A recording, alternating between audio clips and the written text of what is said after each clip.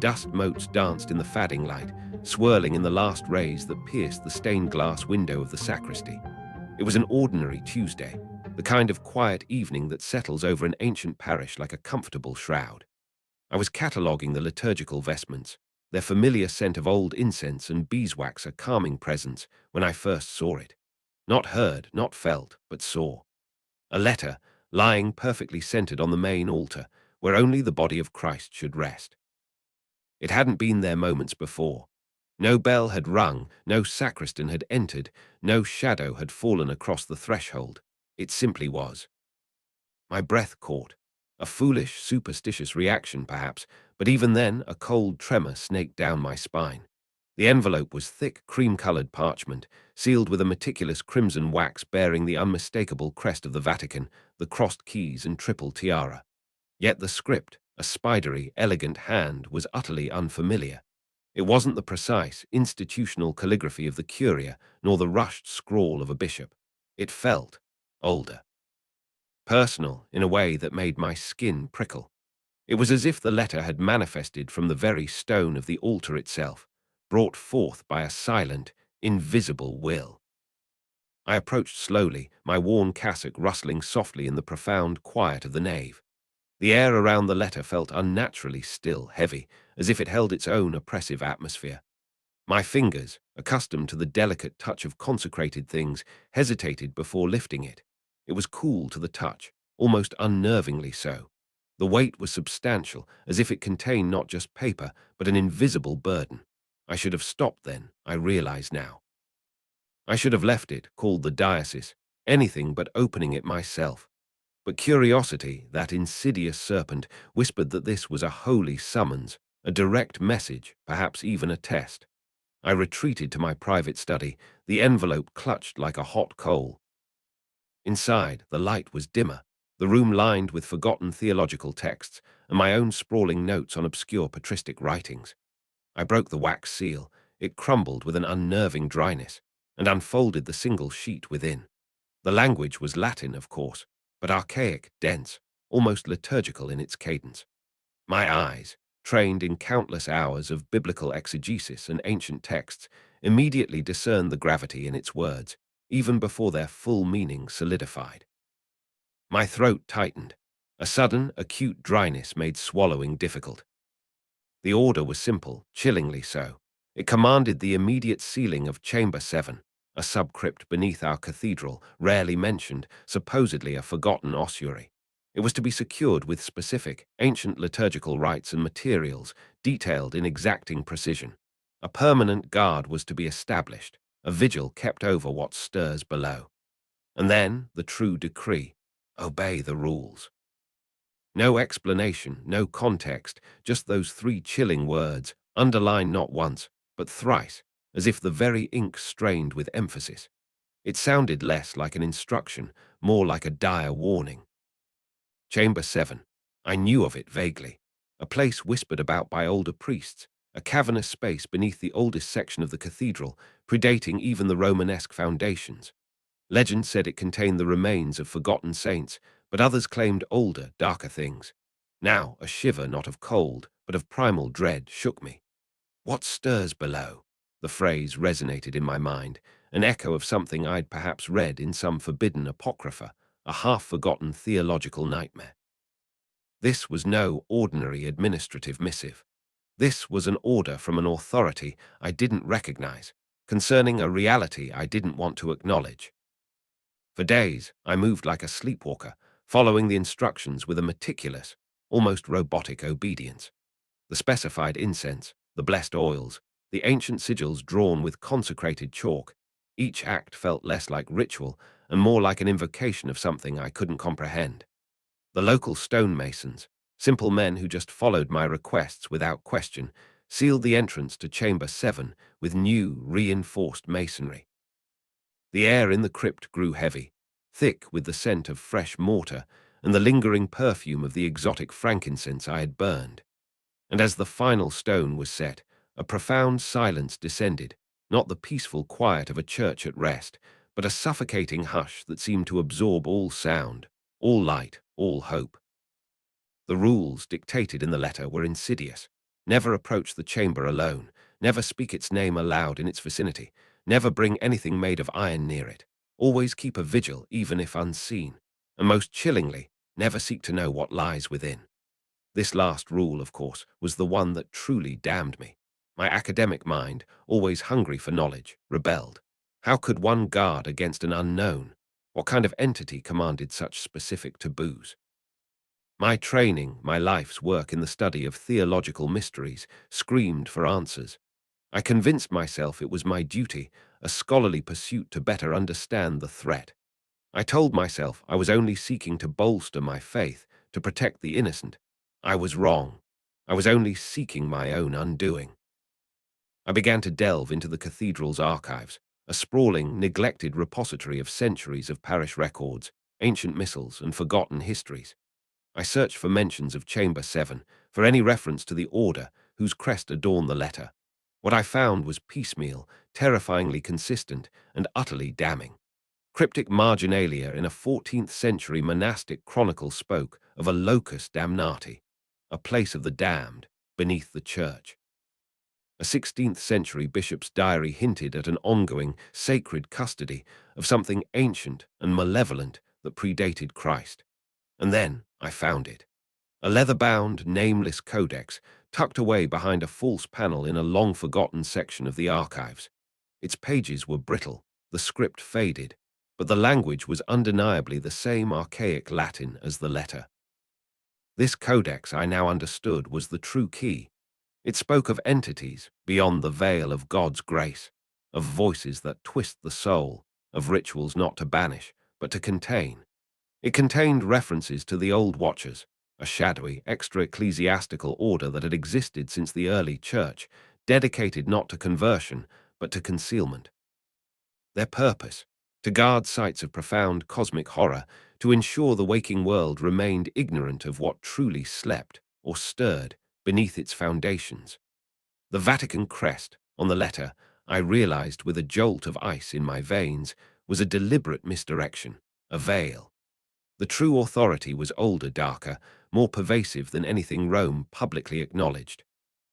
The Codex named things, not in direct, descriptive terms, but in veiled allusions, in whispered epithets. The sleeper in the stone, the whisperer from the void, that which dreams in darkness. And it contained rules, terrifyingly similar to those in the letter, but expanded, detailed with gruesome examples of those who had failed in their vigil. Rules are never without blood, the letter had stated. The Codex illustrated it. Madness, disfigurement, unholy transformations, these were the prices of transgression, the costs of curiosity. I thought I was imagining the whispers at first, the faint, chitinous scrapes from deep below, the way the shadows in my study seemed to deepen and writhe on their own. But I kept reading. I couldn't stop. Each word pulled me deeper into the abyss, illuminating a universe of dread I was never meant to perceive. My sleep became a fragmented torture of waking nightmares. The faces of the saints in the stained glass seemed to sneer, their eyes following me. The crucifix above my bed felt like a mocking presence, a symbol of a salvation that could not reach me now. The air in the cathedral, once a sanctuary, now pressed in on me, heavy with an unseen presence. I began to understand why the rules were so absolute, so devoid of explanation. Explanation breeds curiosity, and curiosity in this realm was a death sentence, a one-way trip to a madness from which there was no return. I was not just guarding a chamber. I was guarding the very fabric of my sanity and failing spectacularly. I knew too much. The names I'd read, the rituals I'd deciphered, the implications of what stirs below, they were burned into my mind, indelible marks on my soul. The order hadn't just sealed a chamber, they had sealed me into this horrific knowledge. I was no longer a priest in service to God, but a warden of an ancient evil, tethered to its dark slumber, waiting for the day it stirred fully awake. And the silence, the profound, unholy silence that followed the sealing of Chamber 7 was no longer peaceful. It was the sound of a world holding its breath, waiting, waiting for the scream. And now every shadow holds a gaze, every silence a whisper. The hidden stairwell swallows the light, not greedily, but with a patient, ancient hunger. Each step I take descends into centuries of forgotten dust, a fine grey powder that billows around my worn boots and coats the air, making it thick and cloying. It isn't just particulate matter. It feels like the residue of countless unuttered prayers, of desperate pleas that never reached heaven, settling back down into the earth from which they rose. Air tastes like old iron and decay, a metallic tang that scrapes against my tongue, a scent I now recognize as the perfume of true antiquity, the aroma of something far too old to be truly inert. It's the smell of things that have patiently endured, forgotten by man, but not by time itself. I tell myself it's merely the product of poor ventilation and damp stone, a rationalization my academic mind clings to with the ferocity of a drowning man, even as my gut screams a different truth. My small, battery-powered lantern, clutched tight in my trembling hand, casts a weak, bobbing circle of defiance against the encroaching gloom. The light struggles to illuminate the vastness that the stairwell implies, merely hinting at depths that feel immeasurable. The stone walls, rough-hewn and unadorned, are damp, slick with a perpetual chill that seeps into my bones, a cold that has nothing to do with temperature and everything to do with the absence of warmth, of life, of hope. I trace the path downward, a spiraling descent that feels less like exploring a forgotten passage and more like being drawn into the body of a vast, sleeping creature. The very walls seem to press in, to listen, to observe my trespass. I should have stopped then, when the sheer weight of the silence became a physical presence, a pressure on my chest. I should have recognized the warning in the way the shadows clung to the deeper recesses, refusing to yield to the meager glow of my lamp, guarding their secrets with an unyielding patience that mocked my fleeting human curiosity. I recall the texts, fragments really, hidden amongst the spurious codices and apocrypha I'd spent years cataloguing in the Vatican's deeper archives. Motes of information that, to any other scholar, would have been dismissed as hermetic nonsense or the fever dreams of forgotten cults. But I saw the patterns, the recurring symbols, the whispered names that transcended disparate cultures and millennia. The corpus animarum sepultarum, a Latin reference to the body of buried souls, a name so oblique and veiled, it might as well have been a ghost itself. The text spoke of a place where the stone breathes, a metaphorical phrase I'd always assumed referred to some ancient geological phenomenon, perhaps an underground spring or a grotto with strange acoustics. Now, with each deliberate step downward, with the dust of ages rising to meet my descent, I realized the profound and horrifying literalism of those words. I remember a particularly disturbing sketch, annotated in a shaky, unidentifiable script. An inverted cathedral, its spires plunged deep into the earth, roots reaching for something unspeakable at its core. The air thickens further, becoming not just metallic, but almost viscous, as if I am pushing through an unseen membrane. It tastes of something primal, something that predates human memory. The occasional, ancient liturgical carvings on the walls become more frequent, more desperate. Faded frescoes, depicting grotesque, winged figures, their faces obscured by time and grime, their expressions twisted into silent screams. There are prayers scrawled into the stone, hundreds of them, overlapping, fading, each a testament to a fear so profound it carved itself into the very fabric of the earth.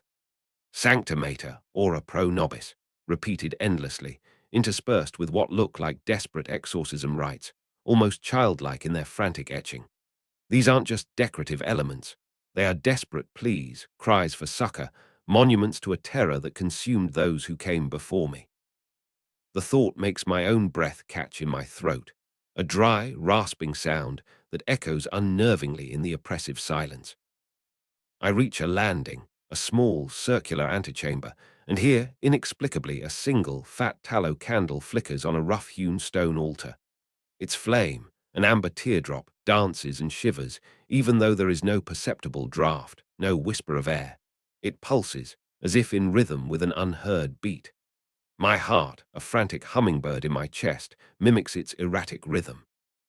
The sight of it is an anachronism, a jolt of the impossible, for it's utterly impossible for a candle to have remained lit for centuries, and even more impossible for it to burn without an oxygen supply that my own lungs crave.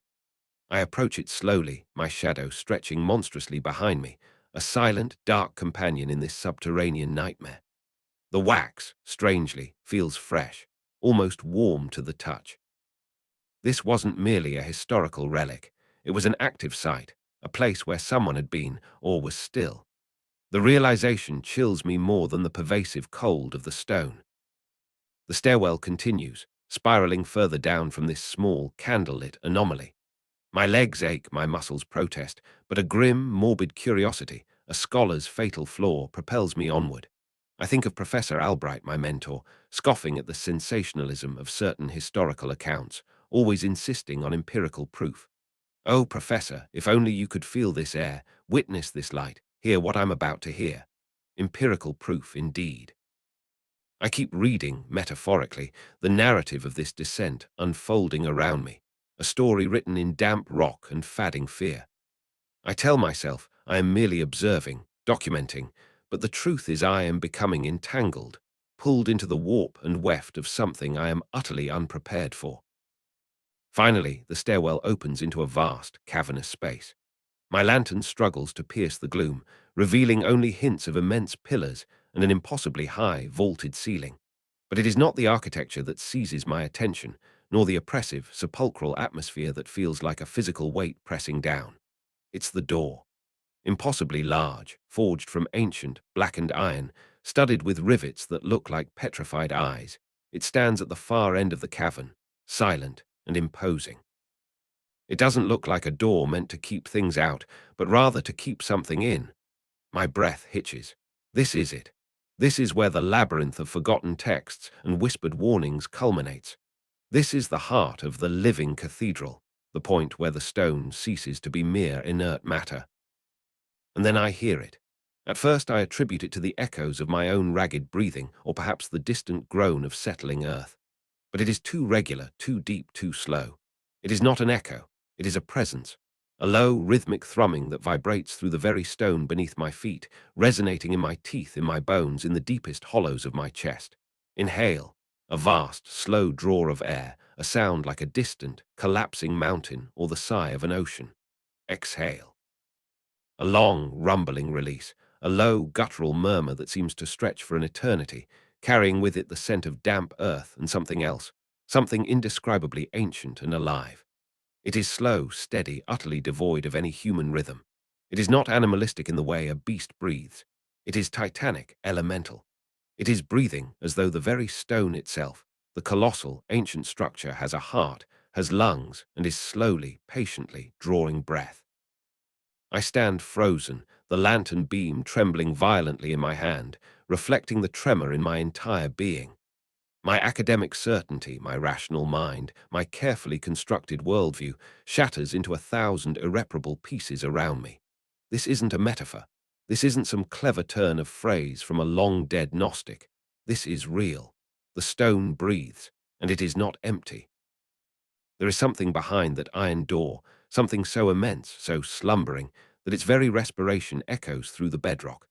I thought I was simply uncovering forgotten history, another footnote in the church's long and bloody legacy. But the dust on those steps wasn't just centuries old. It was heavy with forgotten names, with curses whispered in the dark. And now, the air I breathe whispers back. I know, with a dread certainty that seizes my very soul, that I have awakened something. I have stumbled into a secret that was meant to remain buried, a truth so profound and horrifying that its mere existence should have stayed confined to the deepest, most shadowed corners of the Vatican archives. I know now I was never meant to find this place, and I will never escape what I've learned. The sheer scale of it, even now, suffocates me. Not just the physical expanse of the Vatican Apostolic Archive, stretching for miles beneath the eternal city, but the labyrinthine depths of its knowledge. Volumes that chronicle not just the rise and fall of empires, but the rise and fall of things that precede empires, that predate human comprehension.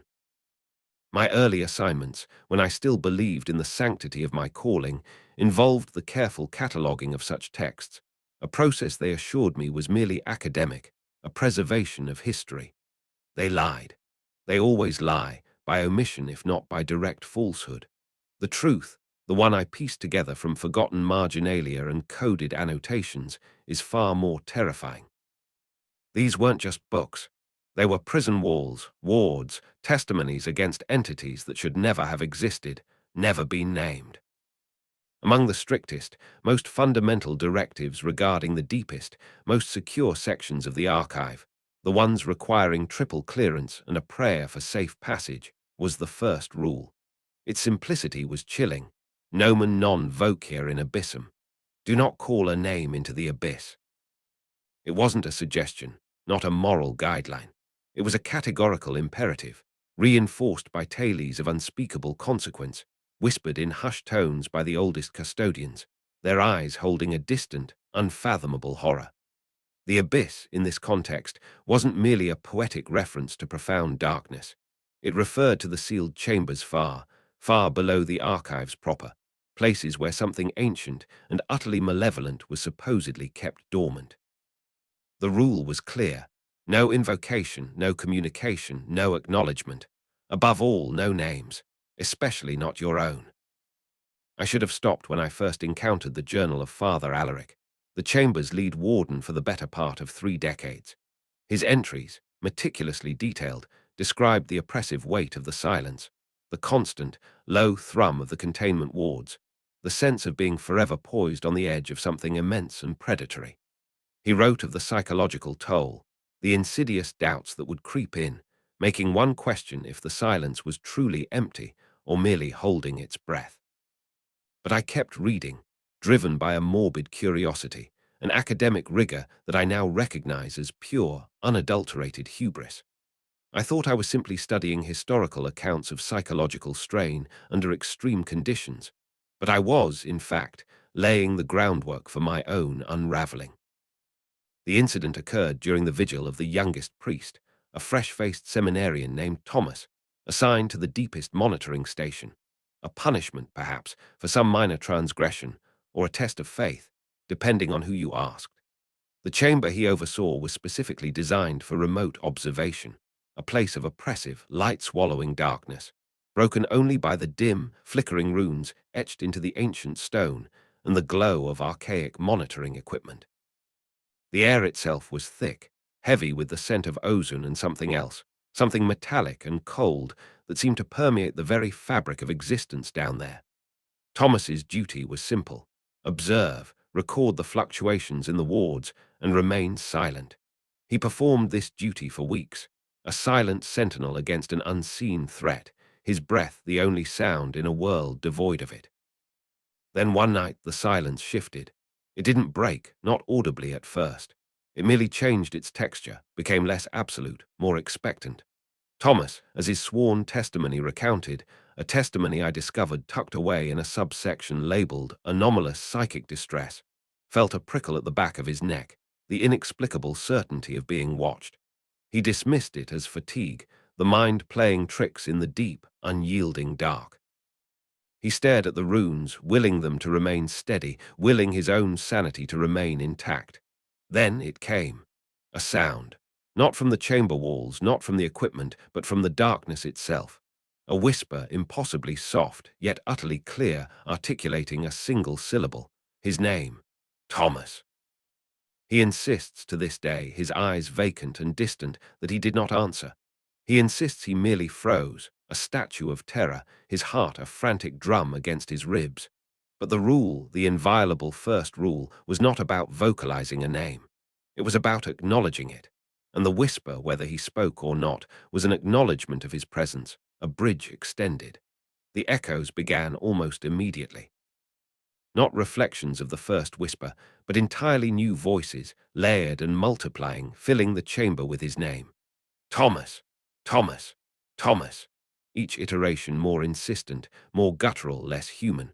The voices were without throat, without tongue, somehow resonating directly within the bones of his skull, a cacophony of syllables that had no right to exist. The runes on the walls, usually a steady, cerulean hum, began to flicker erratically, pulsing with an angry crimson glow. The air grew impossibly cold, then oppressively hot, the temperature cycling with a sickening rhythm that mimicked a failing heart. The ancient wards, meant to contain, began to shiver, emitting a low, mournful groan that echoed the primal fear building in Thomas's chest. The other priests, stationed in the observation room further up, only heard a sudden, violent surge in the psychic resonance monitors, a spike so profound it shattered several of the more sensitive crystal transducers. They rushed to the nearest access point, their holy water and psalms suddenly feeling terribly inadequate, knowing with a sickening certainty that something fundamental had just been violated. The silence had not just shifted, it had been breached. What they found when they finally forced their way into the subchamber was not a physically broken seal, not a gaping maw, but something far worse. A profound, sickening stillness that was no longer empty. The air thrummed with a barely perceptible vibration, a low-frequency hum that seemed to resonate deep within the very stone of the chamber. Thomas was huddled in a corner, his rosary clutched so tightly his knuckles were white, his eyes wide and unseeing, a thin stream of blood trickling from one ear. He never spoke again, but his terror, his utter spiritual desolation, spoke volumes. The rules were broken. Something deep within that abyssal dark had been given permission. A lock had been picked, a door nudged ajar, not by brute force, but by the insidious power of a single, unwitting acknowledgement. I realized then that the silence had never truly been empty. It had merely been waiting. And now it was awake. I know now that the whispers didn't cease when Father Thomas was removed, catatonic, from the chamber. They merely changed their target. They follow me now, too, a spectral chorus of my own name, an invitation I can no longer ignore. The air in the chapel of perpetual silence always carries a distinct chill, a dampness that clings to the ancient stones and settles deep in your bones, regardless of the season. It's an incongruous cold, considering the sheer weight of centuries-old faith that has been poured into its foundations, not to mention the ceaseless prayers echoing within its hallowed walls. But then, the prayers are not for salvation, not in the traditional sense. They are an incantation, a constant thrumming against the very thing it seeks to contain, the dreadful presence held beneath the altar.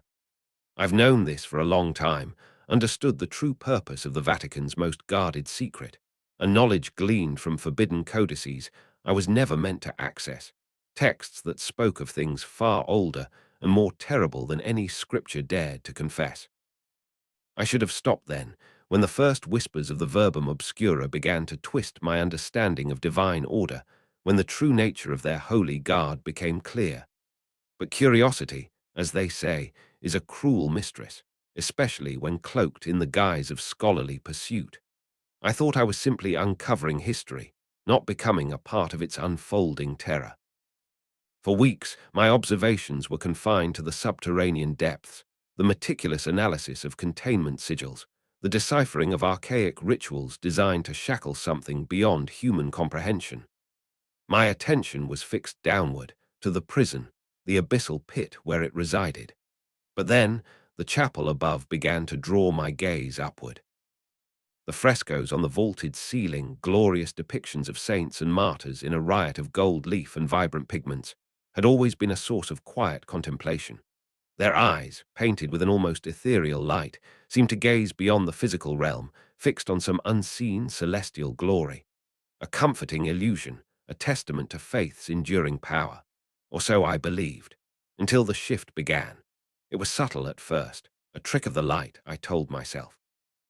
A shadow playing across the vaulted dome, or perhaps my own eyes, strained from long hours hunched over crumbling vellum, were simply playing tricks on me. The eyes of St. Michael, poised to strike down a reptilian demon, seemed to follow me as I moved through the nave. Then it was St. Catherine, her serene gaze no longer fixed on the distant heavens, but rather, it seemed, directed at the unsuspecting acolyte, polishing the chalices below. I dismissed it, of course. Attribution bias, the psychological effect of seeing patterns where none exist, amplified by the heavy weight of the forbidden lore I was consuming.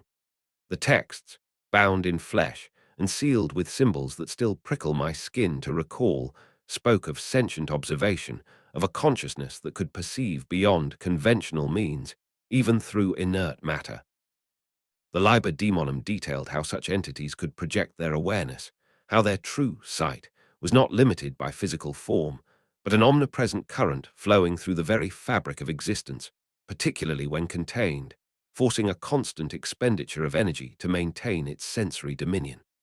This was mere academic knowledge, a theory to be filed away. But the more I tried to rationalize, the more undeniable the phenomenon became. I started tracing the movements of the priests, the sacristans, the occasional curious visitor. Their obliviousness was absolute. They looked up, admiring the artistry, perhaps offering a silent prayer, completely unaware that the painted eyes were now performing an uncanny ballet, tracking their every motion with an unnerving precision that defied their two-dimensional nature. Non est ad astra mollis e terris via, I mused. There is no easy way from the earth to the stars, but perhaps there is an easy way from the stars, or from the dark places beneath the earth, to watch those who walk upon it. The descriptions in the Codex Maleficarum were explicit. For the great hunter sees not with eyes of flesh, but with 1,000 eyes of the damned, and the myriad reflections of the unhallowed places where its shadow falls.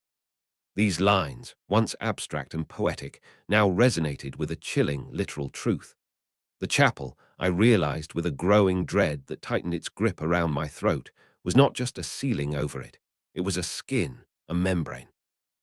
And the frescoes, those glorious depictions of sanctity, were becoming something else entirely. They were pupils, or perhaps more accurately, lenses through which it could observe the world, its gaze mediated by the very symbols meant to bind it. The irony was a cruel, sharp blade. The containment, the endless prayers, the hallowed ground, all of it was merely a stage, a grand observatory for an entity that should have been utterly blind and deaf. The Vatican's greatest secret wasn't just what they held, but how it continued to perceive, to exist, to watch. They thought they had caged a beast. They had merely built it a window, gilded and beautiful, from which to survey its tormentors. The understanding solidified, heavy and cold as the flagstones beneath my feet. The true conspiracy was not merely concealment, but a tacit, horrific compromise. It happened at midnight, the witching hour as the old texts described it, when the veil thins, when the mundane gives way to the monstrous. I had positioned myself in the last pew, ostensibly to review some liturgical texts, but in truth I was there to watch, to confirm the terror my mind was slowly accepting. The chapel was still, save for the soft rustle of my cassock and the distant echo of a bell marking the hour. My gaze was fixed on the fresco of St. Sebastian, his body riddled with arrows, his face a picture of serene suffering. His eyes, in particular, had been unnerving me for days, seeming to bore directly into me, a silent accusation. And then it started, a faint shimmer like moisture beading on glass. Then, slowly, irrevocably, a trickle of crimson began to seep from the corner of St. Sebastian's left eye. It wasn't paint, not a trick of light. It was thick, viscous, glistening with an unnatural sheen. It ran down his painted cheek, staining the golden halo, then dripped onto his chest, over the painted arrow wound, before gathering at the bottom of the canvas. One drop, then another, falling with sickening regularity. Plink. The sound was barely audible in the vast silence, but to me it was a hammer striking a gong, resounding through the very core of my being. Plink. Crimson, dark as old wine, splattering onto the pristine white altar cloth below, just inches from the consecrated chalice. Sanguis meus erit vobiscum. My blood will be with you, not Christ's, not any more. I stood there, paralyzed, unable to move, unable to breathe. The air grew heavy, thick with an unseen presence, a profound awareness emanating from the ceiling. It wasn't just Saint Sebastian. I could feel it, a collective gaze from all the gilded eyes, now focused entirely on me. The bleeding wasn't an accident, wasn't a flaw in the ancient paint. It was a message, a deliberate act of communion from the entity below, a demonstration of its unbroken perception. It knew I was watching. It knew I understood. And now I was truly marked. The forbidden knowledge had not set me free. It had merely made me visible, a single, vulnerable observer in a grand, horrific game. The cold of the chapel was no longer just the dampness of old stone. It was the chill of absolute, annihilating dread. My mind, once an eager vessel for arcane truths, was now a fractured mirror reflecting the unholy vision. The veil had not just thinned. It had been ripped apart, and I had foolishly peered through the rent. I am still here, in the cold, hollow halls, but the sanctuary is gone. The chill that permeates the apostolic palace isn't merely the dampness of ancient stone. It's a deeper, more insidious cold that seems to emanate from the very secrets it guards. After my unsettling discovery in the archives, the hushed omissions, the abrupt ends to otherwise meticulous records, I found myself drawn, almost magnetically, to the sacristy of the private chapel. It was an impulse I now curse, a scholarly curiosity that masqueraded as intellectual rigor, but was, in truth, an insatiable hunger for the forbidden. I told myself I was merely seeking contextual clues, an understanding of the liturgical practices of the earlier centuries to explain the archival anomalies. A lie. I knew even then that I was chasing something far more dangerous. The sacristy was rarely used now, a forgotten chamber tucked away behind heavy oak doors, shrouded in a pervasive scent of stale incense and dust. It felt less like a place of worship and more like a mausoleum for forgotten rites. My fingers, trembling with a mix of anticipation and illicit thrill, traced the rough-hewn stone of the sacristy wall, a wall I had noted in earlier, less frantic surveys. It felt subtly different from its surroundings, a patch of stone that lacked the uniform wear of centuries. Behind it, I imagined, lay not treasure, but truth. And indeed, with a carefully applied pressure, a section of the wall receded, revealing not a gaping void, but a shallow recess. Within, nestled in what felt like a bed of dried velvet, lay a single volume. It was an object of profound, disturbing gravitas, bound in what felt like incredibly aged, thick leather, though my mind recoiled from considering its origin, and fastened with two tarnished silver clasps. The book had no title, no ornamentation, just a profound, almost sentient stillness. It was heavy, far heavier than its size suggested, a weight that felt less like paper and more like compressed time, or perhaps compressed sorrow. Unclasping the silver buckles, which grated with the sound of ancient metal protesting its disturbance, I opened the ledger. The pages were not paper, but thick, yellowed parchment, each one meticulously numbered. I expected inventories of vestments, donations, or perhaps lists of obscure papal decrees. What I found instead sent a cold tendril of dread coiling through my stomach. The pages were filled, from beginning to end, with names. Thousands upon thousands of them, written in an elegant, almost calligraphic script that changed subtly over the centuries, yet remained remarkably consistent in its chilling purpose. Clerics, predominantly, but also, disturbingly, some names I recognized as secular figures, powerful noblemen, even a few obscure scholars from the Vatican Library's own past.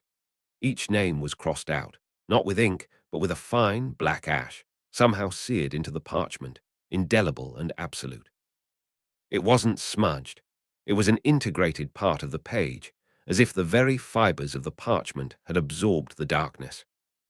My initial academic curiosity quickly morphed into a profound, stomach-lurching fear. This was not a historical record in any conventional sense. This was a ledger of erasure, a ledger of damnatio memoriae in its most literal and terrifying form. I began to cross-reference, mentally at first, then frantically, with the archival notes still buzzing in my head. The names, once struck through with ash, corresponded with figures whose records abruptly ceased, whose deaths were recorded with unusual brevity, or who simply vanished from the historical narrative with no explanation. Bishops whose sudden illnesses led to their quiet removal, abbots whose monasteries were inexplicably dissolved, even a few cardinals whose political influence vanished overnight, their names scrubbed from subsequent pontifical yearbooks. The chronological order was meticulous, spanning centuries, yet the gaps between the entries were unnervingly regular, almost rhythmic, a terrible pulse. As I turned more pages, my breath catching in my throat, I noticed the script grew progressively more contemporary. The names became more familiar. These weren't just ancient ghosts. They were figures from recent history, some still within living memory. A high-ranking Monsignor whose heart attack during a late-night meeting had shocked the Curia a decade ago. a Jesuit scholar whose brilliant work on pre-Christian Gnostic texts ended with his unexpected disappearance and a hastily issued statement about personal sabbatical. Their names, too, were crossed out with that same searing ash. My hands began to shake uncontrollably. This ledger was not a record of the past, but an active, ongoing testament to something far more sinister than historical revisionism. This was a list of payment, a debt. And then I reached the most recent page. It was only partially filled. A dozen names, some already struck through with that dreadful black ash, others still starkly legible.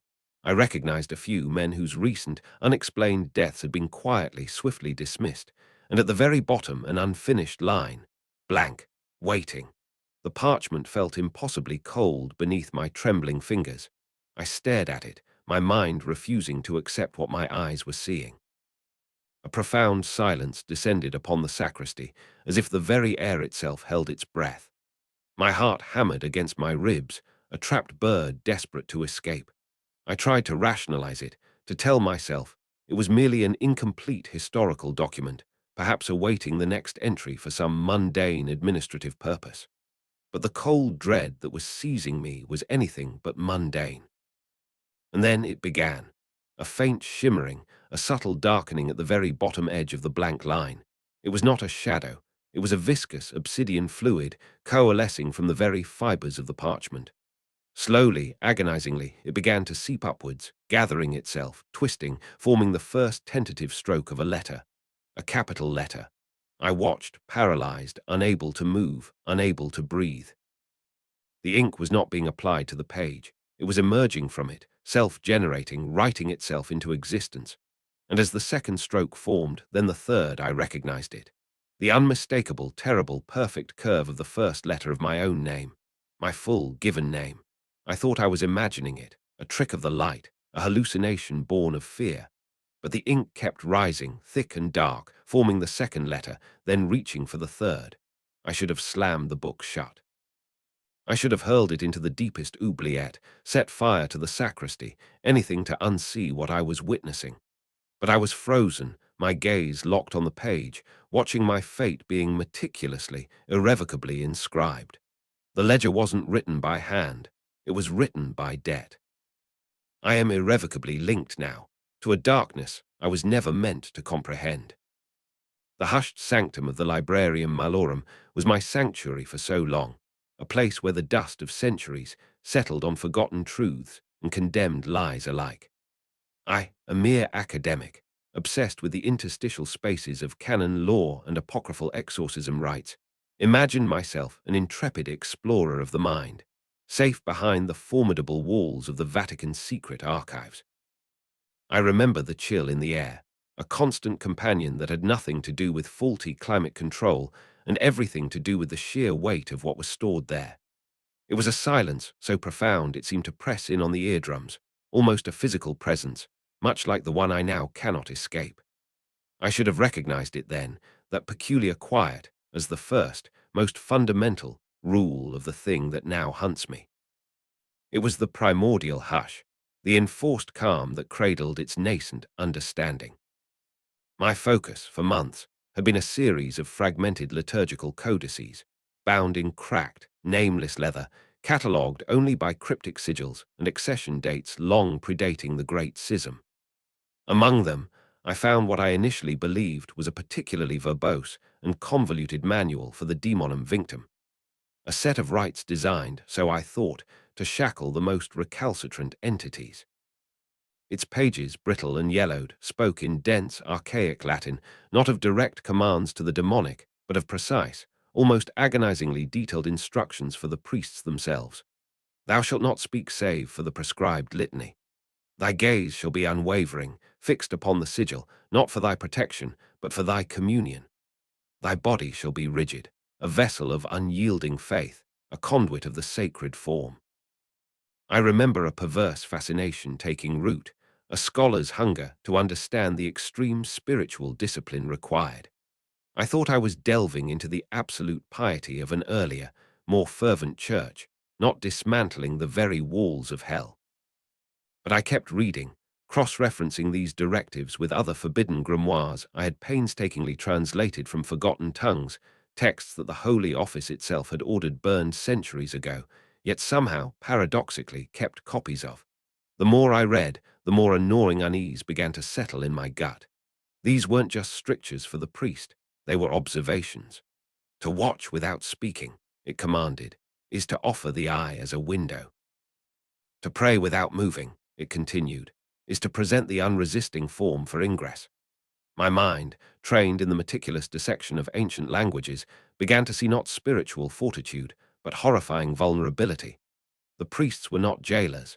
They were unwitting gatekeepers, their very obedience a set of instructions for the entity's escape. Each ritual act, each word of the verbum caro factum est twisted not into a binding force, but a blueprint. The first whispers were so faint, so fleeting, I dismissed them as fatigue, the creeping onset of paranoia that often accompanies deep dives into such dark material. A breath of sound, like paper rustling in an empty room, or the distant murmur of a colleague whose office was miles away. Then it became more specific. A phrase, almost imperceptible in the corner of my hearing, something I had just read from the Codex Tenebrarum.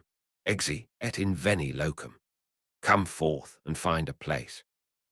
It was spoken in a voice I knew, a low, resonant tone that belonged to Monsignor Alaric, my venerable, long-deceased predecessor who had once overseen this very archive. I shook my head, blamed the poor ventilation, the oppressive silence. But the memory of Alaric's voice, perfectly imitated, precise in its inflection, was too vivid to simply be imagination. My research notes, meticulously ordered and annotated, started to feel different. I would find marginalia that wasn't mine, subtle additions in a hand chillingly similar to my own, completing a fragmented sentence or offering a chilling interpretation I hadn't yet conceived. Once, I found a line I swore I'd never written, scrawled next to a passage on the power of the unspoken word. What is unheard is learned in the deep silence of the mind. My blood ran cold. This wasn't just some clever, ancient demonic entity. This was something that understood. It was learning the rules of engagement, the very grammar of its undoing, and turning them inside out. The priests, by adhering to the meticulous rituals, weren't trapping it. They were teaching it how to mimic, how to observe, how to exploit the human form itself as a vessel. The texts detailed how the unmoving gaze allowed it to perceive, how unwavering silence allowed it to listen and learn human phonetics, how rigid prayer prepared the body for resonance. The ancient theologians, in their desperate attempt to control the uncontrollable, had codified the very instructions for its mastery over them. They believed they were asserting divine authority, invoking ad majorem Dei gloriam, but they were merely offering a syllabus. The demonic, it seemed, wasn't just a force of chaos. It was a force of terrifying, opportunistic intelligence. It learned the rulebook, absorbed the language, the cadence, the subtle nuances of human faith and fear, and then began to speak back through the cracks. It wasn't whispering at me. It was whispering through me, using my memories, my fears, even my own internal monologue against me. Voices multiplied. My mother's gentle admonition to get some rest, dear. My sister's playful tease. Still burying yourself in those dusty books, brother. My own inner voice, articulating thoughts I'd only just formed, but with a subtle, alien inflection, as if someone else was wearing my thoughts like a suit. I started to notice how the sound always came from the periphery, always slightly out of focus, like a poorly tuned radio station, shifting just enough to make me question my sanity. I began to understand the horror of the priests mentioned in the forgotten scrolls, those who, after weeks of rigorous adherence to the binding rites, would suddenly begin to mimic the very entity they sought to contain, their voices changing, their eyes glazing over with a predatory intelligence. They hadn't failed the ritual. They had completed it perfectly. They had become the unwitting tools, their bodies and minds the conduits for its final, terrifying leap. I realized with a sickening lurch of my stomach that my scholarly endeavor, my intellectual curiosity, had made me the latest, and perhaps most dangerous, priest in this ancient, grotesque ritual. I hadn't just read the rules, I had understood them. I had articulated them in my mind, translated them, dissected their meaning. I had, in essence, provided the entity with the final, crucial piece of information. the very understanding of how the rules worked against their makers. By knowing I had become implicated, the knowledge wasn't just in the books anymore. It was in me, a living, breathing testament to its newfound freedom. The ancient silence, once its cage, was now its echo chamber, and every rule observed was a lesson learned. And I, in my arrogance, had been its most diligent student. I cannot unknow what I have learned. And now the whispers aren't just in the archives. They follow me home. They fill the quiet corners of my apartment. They accompany me to sleep. They know my name, my fears, my history, all culled from the echoing silence I once believed to be my protection. And it is still learning, using my very consciousness as its newest classroom. I recall the bells, always the bells. In Rome, they are the heartbeat, the very pulse of the city, counting out the hours with a liturgical precision that spoke of ancient certainties and an unwavering vigilance. From the mighty bass of St. Peter's to the countless smaller, tinny chimes of parish churches nestled in every cobbled alleyway, they sang a perpetual, sonorous hymn against the encroaching darkness. I lived by them, measured my illicit studies by their cadences, a comforting reminder that even as I delved into the shadowed archives beneath the Vatican, the world outside persisted, ordered and safe. My small, cluttered apartment, smelling of old parchment and cheap espresso, felt insulated by their comforting reverberations. I should have stopped then. I truly should have. The first tremor of doubt, the faint whisper of a name I had no business knowing, should have been my signal to retreat. But the thrill, the terrible, intoxicating lure of hidden truths pulled me deeper, always deeper, into the labyrinth of forgotten dogmas and condemned texts. I convinced myself I was merely an academic, a cataloguer of curiosities, not an instrument. Then came the night. It wasn't a gradual fadding, a slow decline into mechanical failure. It was absolute, immediate. One moment, the midnight bells of St. Peter's were booming their usual resonant declaration, echoing across the Tiber, settling into the very bones of the city. The next, silence. Not the silence of a pause or the hush of an audience, but a profound, almost aggressive absence of sound. The kind of silence that presses in on your eardrums, that feels heavier than any noise. I remember looking at my watch, expecting the familiar, comforting chimes to resume, to simply have been a breath held by the city. But they never did. The air itself seemed to thicken, a suffocating shroud, muffling even distant hums and rustling winds. It was as if Rome had suddenly held its breath and then simply forgotten how to exhale. A profound, fundamental rupture in the fabric of what I knew to be true. My pulse hammered against my temples, a frantic drum against the sudden, vast emptiness that had swallowed the city's heart. I couldn't stay inside. The silence was a living thing, a palpable presence that crawled under my skin, urging me to confirm its impossible reality. Clutching my worn overcoat, I descended the spiral staircase and stepped out into the pre-dawn Roman street, usually vibrant even at this ungodly hour with the whispers of early risers or the last gasps of reverie. But tonight, nothing. Only a handful of figures, pilgrims by their worn robes and weary faces, emerged from narrow alleyways, heading towards the Vatican, perhaps to a pre-dawn mass, and that's when I saw it. The thing that twisted my gut into a cold knot, that stole the air from my lungs and replaced it with pure ice. Their shadows. They weren't attached. Each person had their shadow, yes, but it wasn't clinging to their feet, trailing dutifully behind. No, they stood apart. Just a foot or two to the side, distinct entities, perfectly formed, utterly black, yet with a terrifying, undeniable presence. And they were looking. Their hollow, stretched faces, if you could call the sculpted emptiness of a shadow a face, were unmistakably fixed upon their human counterparts. Waiting, always waiting. A silent vigil of stolen forms, patient and utterly devoid of mercy. The blood drained from my face, leaving my scalp tingling. I thought it a trick of dim streetlights, a symptom of sleep deprivation and unnatural quiet. But another pilgrim turned a corner, and their shadow, too, was a separate, sentient entity, a silent, watchful companion. My mind, usually a chaotic archive of obscure lore and forgotten languages, suddenly sharpened with chilling clarity. It wasn't a trick of light. It was the lex scriptura, the written law, the demon. the very one I had been reading about in those crumbling, forbidden folios within the Liber Tenebris, the so-called Book of Shadows, found deep within a sub-basement the Vatican claimed didn't exist. I thought it a metaphor, a chilling allegory of spiritual possession, nothing more. But the text spoke of it not as a being to be chained, but as a consciousness bound by cosmic rules, ancient pacts, a carefully maintained balance. Now those rules had been rewritten, not broken. Broken implies resistance. Rewritten implies consent, or a loophole unmaking reality itself. Non vincula est pacta mutata. Not chains, but pacts changed. The chilling Latin phrase from the marginalia of a heretical monk's annotations echoed in my head, a death knell.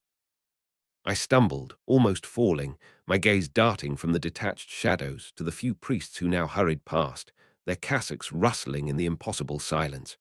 They weren't surprised. No gasps of horror, no frantic crossing of themselves. Only a grim, terrible understanding etched upon their faces, a kind of weary resignation that chilled me to the bone. One, an older Monsignor I'd occasionally seen in the archives, met my frantic eyes. No pity, only profound, ancient sorrow, and a knowledge so heavy it seemed to weigh down his very bones. It was a recognition. They knew. They had always known. This wasn't an unforeseen catastrophe, but a dreaded inevitability, a chapter in a very old, very dark book they had been reading for centuries, a book kept from the rest of the world. A conspiracy of silence, not to protect humanity, but to merely manage the horror, to contain it. But now, even their careful machinations, their rituals had failed, or perhaps had reached their terrifying conclusion. The demon had stepped out, not by force, but by a subtle, insidious redefinition of its very existence. My breath hitched. The air, already thick with unspoken dread, seemed to press against my chest, making each inhale a ragged, desperate affair. The silence wasn't empty, it was filled utterly with a predatory awareness. It was the demon's new domain, a soundless world tailored to its rewritten rules. I felt it then. Not a physical presence, but a cold, tendrilled sensation weaving through the air, probing, assessing. Like being submerged in freezing water, pressure building, squeezing life from you. My own shadow, usually a comforting, unremarkable extension of myself, felt heavier, more substantial. I didn't dare look directly at it, fearing what I might see, fearing that it too might have gained an independent, malevolent will. The paranoia began to creep, insidious and absolute, wrapping around my thoughts like thorny vines. Every flicker of streetlight became an eye, every distant echo a breath. I thought I was imagining it, this subtle shift, this creeping madness, until the very cobblestones beneath my feet seemed to absorb the ambient light, growing darker, hungrier. This wasn't an exorcism gone wrong, nor a prison break. This was something far more ancient, far more terrifying. The demon had always been contained by laws of reality, by the very parameters of existence as defined by the divine. But if those parameters could be altered, if its essence could transcend its former definition, then what hope was there? It wasn't about breaking chains. It was about the chains themselves becoming irrelevant, imaginary. The world had fundamentally changed. The very concept of containment was obsolete. I had spent countless nights poring over cryptic verses, tracing arcane diagrams, believing knowledge was power. But all I had done was arm myself with a terrifying truth, now a weapon turned against me. It had stepped beyond its chamber not with a roar of triumph, but with a silent, devastating reassertion of its dominion. And the silence, the profound, resonant silence where the bells once rang, was its anthem, a declaration that the old ways, the old protections, were utterly, irrevocably gone. Rome was no longer just a city of God. It was a silent, waiting chamber for something far older, far more terrible. The silence stretches, and I know it hears me thinking. I always prided myself on my rational mind, my scholarly detachment. How naive that seems now, looking back from this precipice of perpetual dread.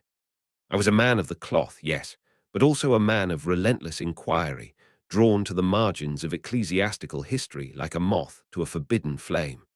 The official narratives, the carefully curated doctrines, they felt like facades, thin veneers over something far older, far more potent. My research had led me down treacherous paths, through dusty archives filled with brittle parchment and Latin prose that twisted scripture into blasphemy. I sought out the Liber Sacramentalis Obscura, the Testamentum Nox, texts whispered about in hushed tones by scholars who knew the true meaning of excommunication. I pursued the Apocrypha within the Apocrypha, convinced that true understanding lay in what the Church had so vehemently suppressed. It was this relentless pursuit that led me to the abandoned chapel of St. Jude Thaddeus, nestled in a forgotten alleyway just a stone's throw from the Tiber. It wasn't one of the grand basilicas, nor a pilgrimage site. It was merely a crumbling relic, its stone facade worn smooth by centuries of neglect, its gilded interior long since stripped bare by time and opportunism. But the legends, the unwritten legends, spoke of a particular confessional within its decaying walls, a relic not of forgiveness, but of a different kind of transaction. I'd read oblique references in a marginal note within a manuscript attributed to a disgraced cardinal from the 16th century, a man who spoke of auditory gates and whispering wood that granted revelations not of God, but of the patient listener. I dismissed it as poetic madness, a metaphor for the guilt that can consume a man. I was wrong. The air inside the chapel was thick with dust, and the cloying scent of forgotten incense mingled with something else, something metallic and faintly organic, like old blood and dry bone. Light struggled through the grimy rose window, casting fractured sepia-tone patterns on the flagstone floor. The confessional stood against the far wall, a hulking edifice of dark, ancient oak, far grander and more intact than anything else in the chapel. It felt alien, an anachronism. Its polished wood seemed to drink the meager light, exuding an aura of oppressive silence. My heart thumped a nervous rhythm against my ribs, a warning I foolishly ignored. I told myself it was mere academic curiosity, a final empirical test of a strange theory I'd encountered. I simply had to see if there was anything to these macabre fables. I should have stopped then, the moment the chill radiating from its shadowed grate touched my skin. But I kept reading, and then I kept walking. I pushed open the heavy, creaking door, stepping into the penitent's side. The space was impossibly small, claustrophobic, pressing in on me like a coffin lid. The air was even colder here, stale and heavy, devoid of any natural draught. I could almost taste the centuries of whispered secrets clinging to the velvet and the wood. Through the intricate lattice of the screen, I could discern only the faintest impression of the priest's side, an empty void, featureless, devoid of any hint of light or movement. There was no rustle of vestments, no clearing of a throat, none of the familiar sounds that precede a sacrament, only an abyssal silence. I leaned forward, my breath fogging slightly in the frigid air. "Bless me, Father, for I have sinned," I began, my voice a dry, rasping whisper, surprisingly weak in the oppressive quiet. I started with a litany of mundane transgressions, the kind any priest might hear: impatience, gluttony, moments of pride. A test, you understand. I waited for the customary response, the gentle prompting, the prescribed penance. But the voice that answered was not a man's. It was deeper, yes, but not resonant. It was softer, infinitely patient, like the murmur of subterranean water against ancient stone or the rustle of grave cloths in a crypt. It seemed to come from everywhere and nowhere, enveloping me, seeping into the very marrow of my bones. It did not acknowledge my recited sins. Instead, it spoke of others, ones I had never confessed, never even admitted to myself. "You seek knowledge that devours, not enlightens," it whispered, the words brushing against my consciousness like a lover's breath, yet filled with an unthinkable malice. "You crave the names the fathers condemned, the rituals they buried beneath 1,000 layers of doctrine. You question the very nature of the divine, Father Michael. You believe it to be a construct, a comforting lie. And you are correct." My blood ran cold. The names it spoke, not merely general heresies, but specific, esoteric concepts I'd only encountered in the most obscure, forbidden texts I'd meticulously translated, hidden away from prying eyes. It spoke of my secret doubts, my intellectual arrogance, my disdain for the unthinking faithful. It spoke of the moment I first felt a thrill, a forbidden surge of power, when I whispered the name Xylos from the Testamentum Nox into the empty air of my study, just to see if anything would happen. It knew I had smiled when nothing did. You smiled, the voice confirmed, its tone laced with a knowing amusement that curdled my stomach. But the name heard you. It always hears. It described my inner thoughts with such precise, chilling detail, revealing the private, uncharitable judgments I'd made about my superiors, the ambitious schemes I'd harbored, the contempt I held for the rituals I performed daily. It knew the truth of my soul, stripped bare of all pretense, all self-deception. This was no ordinary confession. This was an unveiling, a dissection. The voice wasn't judging, it was simply knowing. Its patience was the most terrifying aspect, suggesting an eternity of awareness, an unfathomable depth of understanding that transcended human perception. It wasn't just my sins it knew, but the why, the intricate tapestry of fear and desire that wove them together. It spoke of the true purpose of the confessional, not as a conduit for absolution, but as a threshold, a place where the barrier between worlds thins, where the silent, patient entities of the outer darkness could listen, learn, and finally reach back. It murmured of ancient pacts, of forgotten covenants made in the dark ages, before the Church became the monolithic power it is today. It hinted at the true architects of certain Vatican doctrines, the real reason why certain books were burned, not for heresy, but for revealing too much truth about the things that stir in the void. You sought the suppressed knowledge, Michael, the voice purred, and now it is not merely found. It is you. The air grew heavy, suffocating. I couldn't breathe. My heart hammered against my ribs, a frantic, trapped bird. I scrambled for the door, my fingers fumbling with the heavy wooden handle, desperate to escape this intimate, dreadful scrutiny. My hands were shaking uncontrollably, sweat beading on my forehead despite the frigid air. I twisted, I pulled, I pushed with all my might. It wouldn't budge. The door was locked, from the inside. But there was no one with me in the small box, no one to have turned the lock. The voice merely continued its soft, insidious murmur, speaking now of the names I'd learned, the words I'd inadvertently memorized, telling me that now they were imprinted upon me, anchors drawing something vast and cold ever closer.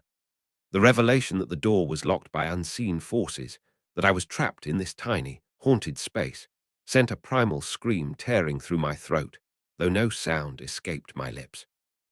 I threw my shoulder against the heavy oak, again and again, the wood groaning under the impact. And then with a soft, almost imperceptible click, it yielded. I stumbled out, gasping into the desolate chapel, my legs barely supporting me. I spun around, eyes wide with terror, staring at the confessional.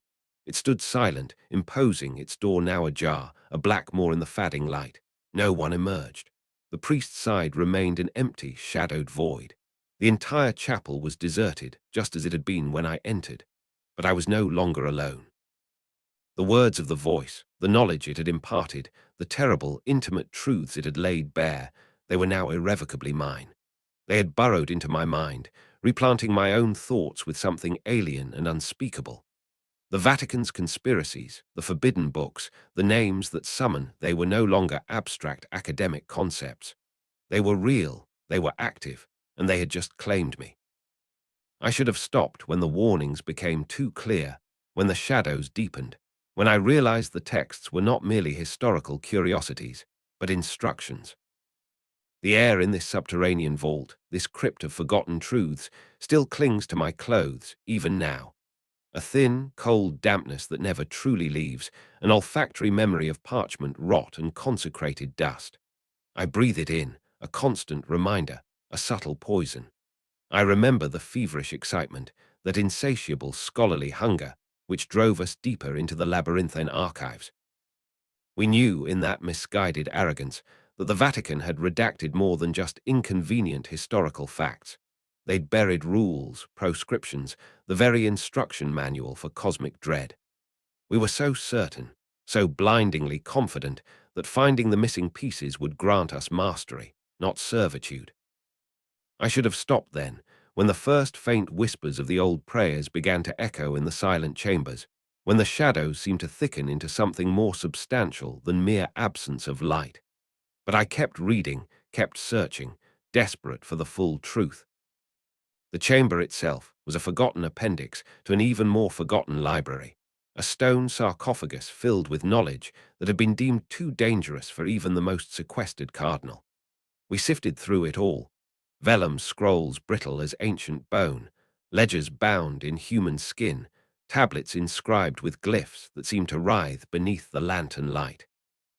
Every forgotten dialect, every obscure cipher, every apocryphal text from the Gnostic Gospels to the Testament of Solomon was meticulously catalogued, translated, cross-referenced. Days bled into weeks, identities blurred. We were ghosts haunting a graveyard of wisdom, our minds a blur of forbidden names and the terrifying geometry of the void. My notes grew, thick as a brick, each page a step closer to understanding, each sentence a new thread in the tapestry of our unraveling. The existing 6 rules, the ones still faintly present in the official records, were all about maintenance, about observation, about the precise execution of certain rituals. They spoke of the sacramentum umbri, the shadow sacrament, and the careful invocation required to keep the balance, to ensure the barrier remained. But there was always a gap, a lacuna in the numerical sequence, a missing 7th instruction that no scholar, no matter how audacious, had ever truly found. It was a phantom limb of knowledge, a silent scream in the symphony of the forbidden. The deeper we delved, the more our eyes began to adjust not just to the gloom, but to the subtle, almost imperceptible nuances in the texts themselves. Faint watermarks, unusual binding stitches, a peculiar tremor in the hand of a scribe who knew he was transcribing something damning. It was in a misbound section of a 13th century Coptic text, purporting to be a commentary on the Book of Enoch, but clearly something far older and more malignant, that I found it. Not on parchment, but etched onto a thin sheet of lead, carefully inserted between 2 innocuous prayers to St. Michael. The metal was cold, even in my fevered hands, and felt strangely alive, as if humming with a low, inaudible frequency. The Latin was archaic, dense, a blend of Vulgate and something far more primal, stripped of ecclesiastical flourishes.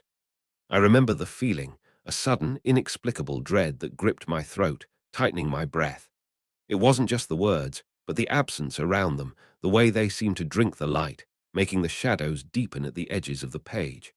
My heart hammered against my ribs, a trapped bird desperate to escape. I traced the crude letters with a trembling finger, feeling the lead's cold resistance. My eyes darted across the text, translating as I went, a slow horror dawning with each syllable. The script wasn't beautiful, it was brutal, etched with desperate finality. Ni temptiveris abba semel in septem. Do not attempt to leave once you begin. It was chilling enough, a stark, unyielding command, but what followed, what was carved directly beneath it, was a sentence that would forever cleave my life into a before and an after. Qui fugicanetur corpus suum eam vindicatum invenit, in solum ingredita, solum umbram nullam iacea. The one who tries to run discovers his body is already claimed. He steps into sunlight only to cast no shadow. The words didn't just tell me something, they did something to me. They settled into my marrow, chilled my blood, and then slowly began to spread. It wasn't merely a rule, it was a curse, a binding, an inescapable finality disguised as an instruction. The implications crashed over me, a terrifying wave. All the other rules, the careful invocations, the precise placements of relics, they weren't just for engaging with the unknown, they were for trapping the unwary who dared to seek it. And now I was one of them.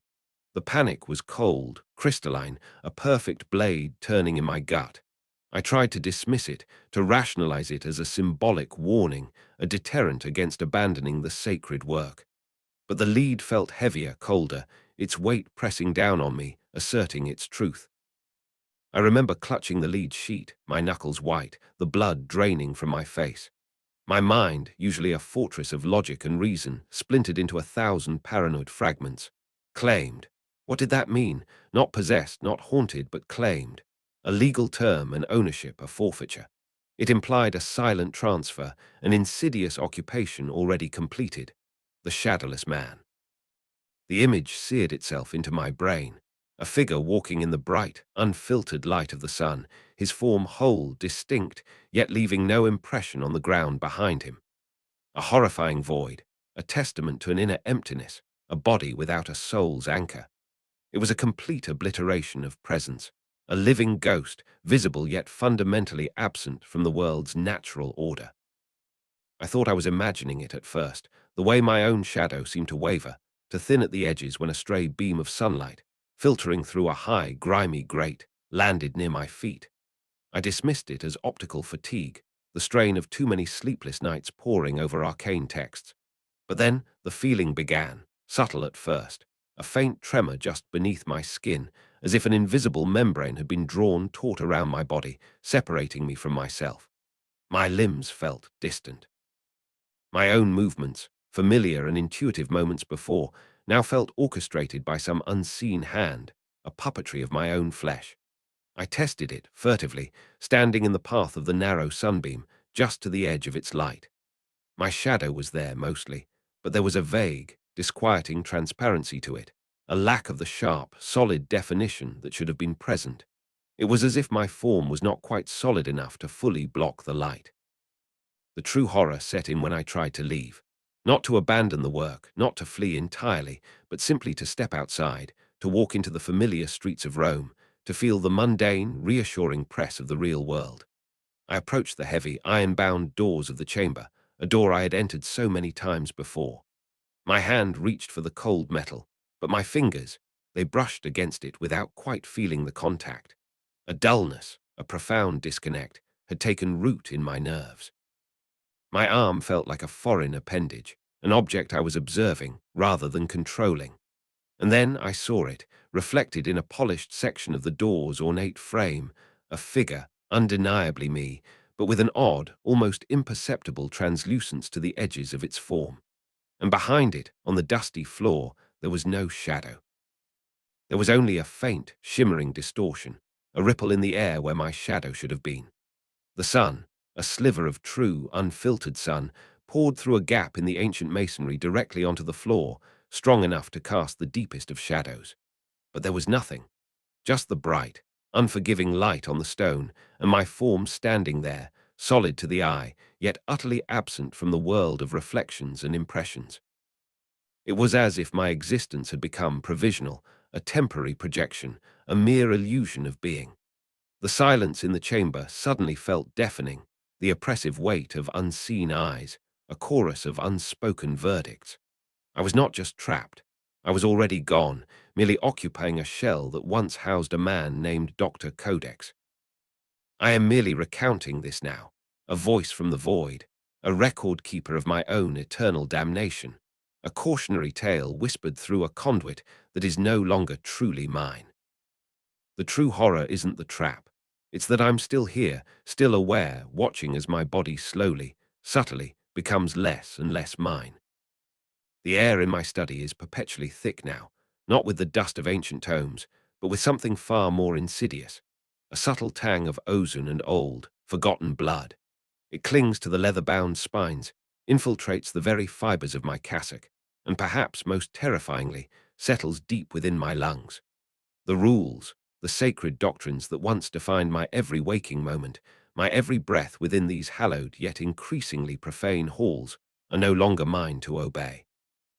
They are rewritten, scrawled across the very fabric of our decaying reality.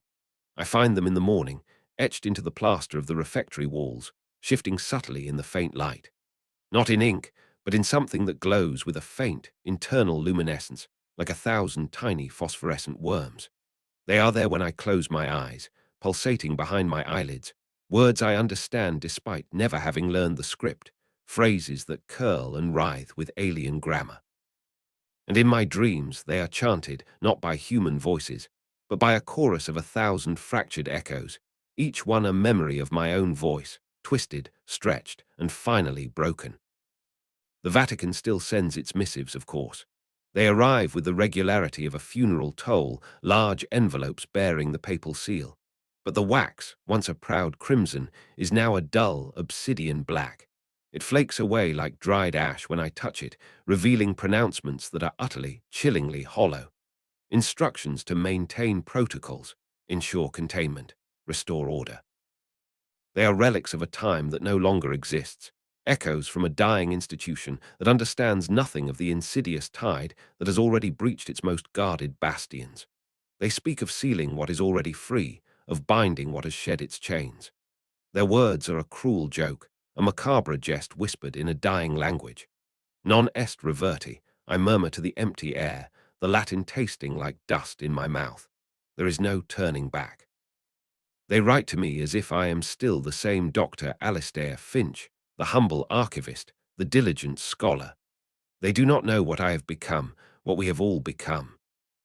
My descent began, as all truly profound horrors do, with a book. Not an ordinary book, but the Liber Ignis Inferni, a manuscript whispered about in hushed tones, even among the most jaded members of the Curia, long believed to be nothing more than a mythical construct. I found it in a sub-level vault beneath the Collegio Teutonico, tucked away behind a false wall, in a niche where the air was unnaturally cold.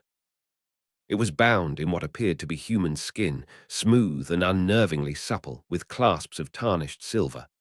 The moment my fingers brushed against it, a shiver, not of cold but of recognition, ran through me. I should have stopped then. I should have reported its discovery, let the proper authorities, whatever proper authorities remained, deal with its inherent malevolence. But I am a scholar, driven by the hunger for truth, for understanding the mechanisms of the universe, even the most shadowed ones. I began to read, sequestered in my study, under the guise of cataloguing a new acquisition. The text was an archaic form of Aramaic, interwoven with complex runic sequences and strange sigils that seemed to shift on the page as I focused. It spoke of the elder brethren, of entities that predate humanity, of the true architects of chaos. It described the mechanisms of their ingress, the delicate balance of belief and ritual required to pry open the veil. And most damningly, it listed names. True names, not mere appellations, but vibrational keys, resonating with a power that hummed beneath my very teeth as I sounded them out, even silently. I thought I was imagining it at first, the way the shadows in the room deepened with each paragraph, the subtle scent of sulfur that began to permeate the air, the faint, high-pitched keening that seemed to emanate from the very pages. It was simply my overworked imagination, my academic paranoia, a consequence of delving into such forbidden lore, until the ink started to run. Not smudging, not fadding, but actively flowing, reforming itself into new characters, new words, new revelations that were not present moments before. They spoke directly to me, not in metaphor, but in direct, chilling address, as if the book itself was a sentient entity, an extension of the very thing it described. Alistair, it would write, the letters forming before my eyes, you are merely a vessel. And then came the dreams, an insidious echo of the book's voice. I would wake to find myself chanting, a low, guttural murmur escaping my lips, the words not my own, the voice distorted, alien. That was when I truly knew. The demon no longer hid. It no longer required elaborate conjurations or sacrifices. It was already here, woven into the fabric of this place, into the very essence of me. Now I see it. It wears vestments, not as a disguise, but as a cruel mockery. I see it in the eyes of Brother Thomas, whose once placid gaze now holds a predatory gleam, a subtle shift in the angle of his head, a grotesque caricature of curiosity. I hear it in the voice of Sister Agnes, her gentle soprano now carrying an undercurrent of something ancient and rasping, her words precise, cutting, laden with an understanding she could not possibly possess. It walks the aisles during morning matins, a shadow in the periphery of my vision, slipping between the pillars, its gait a grotesque parody of devout reverence. I sometimes catch a glimpse, a flicker of elongated limbs of skin like polished obsidian. But then it's gone, leaving only the distorted echo of familiar faces, familiar voices. They speak with their voices, but the intent, the cold, calculated malevolence, is utterly alien. They speak of the new dispensation, of the liberation of souls, and I hear the faint, triumphant laughter just beneath their words. The rules are now etched on flesh. I see it on the faces of the newly initiated novices, subtle lines of script appearing just beneath their eyes, barely visible but there. They are the new doctrines, inscribed not by human hand, but by something far older, far more potent. And the frescoes, the beautiful, centuries-old depictions of the saints, the Virgin, the Christ, now subtly altered. A saint's eyes might be black, abyssal pools. A halo might be replaced by a crown of thorns woven from barbed wire. The Virgin's smile might twist into a rictus of profound despair. These are not acts of vandalism, not the crude defacement of a madman. These are amendments, made with a precision that chills me to my core, a living testament to the demon's absolute dominion. It writes its ending across all we hold sacred, claiming territory not through force, but through insidious permeation. I understand now the chilling finality of the Liber Ignis Inferni's last, whispered prophecy. There is no sealing what is already free. We, in our hubris, believed we could bind it, study it, contain it. But the gates were opened long ago, perhaps not by any deliberate ritual, but by the slow, grinding erosion of faith, by the very curiosity that led me to that cursed book. The entities are not knocking on the door. They are already inside, have been for a long, long time. We were simply too blind, too proud, too utterly insignificant to notice. They have woven themselves into the fabric of our prayers, our sacraments, our very identity. I am merely a witness, a chronicler, compelled to record the slow, inexorable slide into utter dissolution. My intellect, once my greatest strength, has become my most exquisite torment, forcing me to comprehend the horror that surrounds me, that infests me. My knowledge, that I so desperately sought, has not freed me. It has damned me irrevocably. And I know, with every fiber of my being, that the demon is not just writing the ending for the world outside, but for me, here, now, in this very room.